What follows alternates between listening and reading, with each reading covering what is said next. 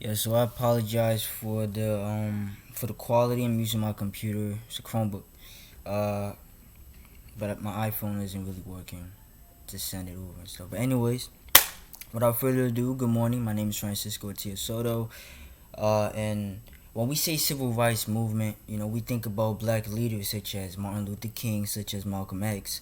But there were other leaders who really impacted the world, the American world, for black people, such as Ida B. Wells, was a remarkable civil rights leader who fought against lynching and fought for equal rights for her people to her utmost ability, and she was really, really breathtaking.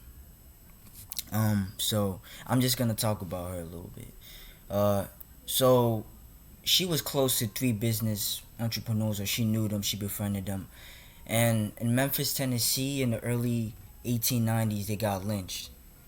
They got lynched by a white mob coming to, you know, disturb the peace, destroy their businesses because they were being actually successful.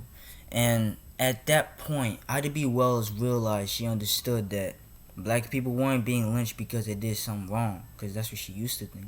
She understood that black people were being lynched because they were upsetting a system set in place to stop black people from amassing wealth, amassing property.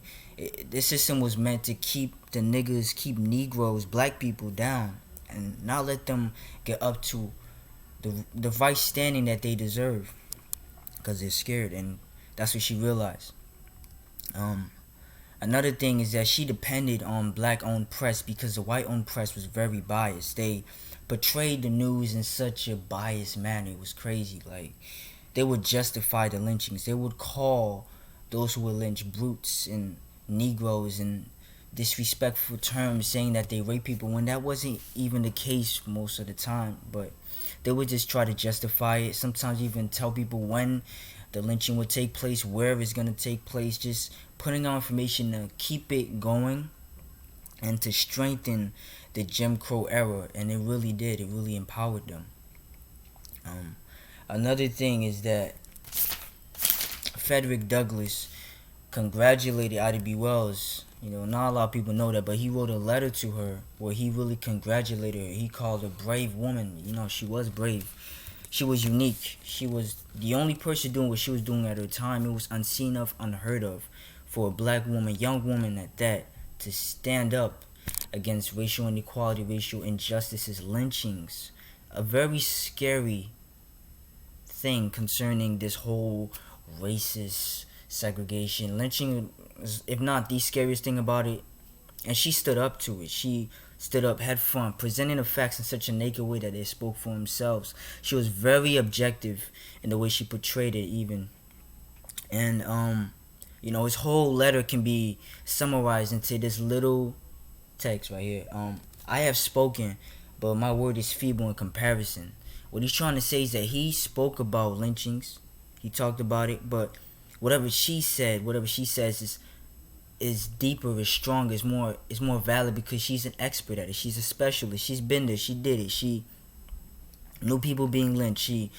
She dedicated her whole life to that. But Booker T. Washington did not share that belief.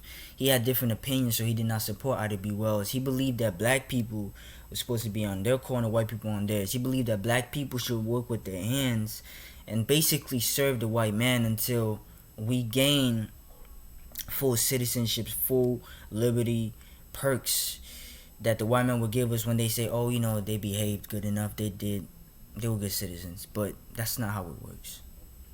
Also, black pastors and black churches from the South did not really support her. They were against her, actually, because she was very vocal about how she expected them to be more aggressive, more vocal about the issues going on in the South. But they believed in slow change. They didn't believe in abrupt change and change right now. They believed in change later on, little by little. But inadvertently, they were really helping the Jim Crow system exist without even knowing it. And also, Ida B. Wells towards a certain area of her career, she decided to go to Europe, England, to promote her agenda there about lynching, push forth the news and articles and her work there. That way she could garner enough attention and influence so that whenever she came back to the United States, she could get more support and attention. And that strategy really worked, because when she came back, she garnered more support and more attention than she did when she left.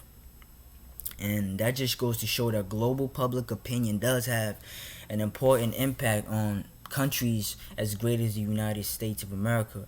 So my main takeaway in all of this is, it doesn't matter the color of your skin, it doesn't matter your sex, it doesn't matter how tall you are, what people think about you, all that kind of bullcrap. What really matters is your passion, what's in your heart. How willing are you to go after that thing that's in your heart? How willing are you to make change? And that's really all that matters, because Ida B. Wells was in a predicament worse than ours, but she still made a change that not many people today can even come close to. And we can do that if we just set our heart for it, if we're passionate about it. So that's my main takeaway. Be safe. Thank you all for listening.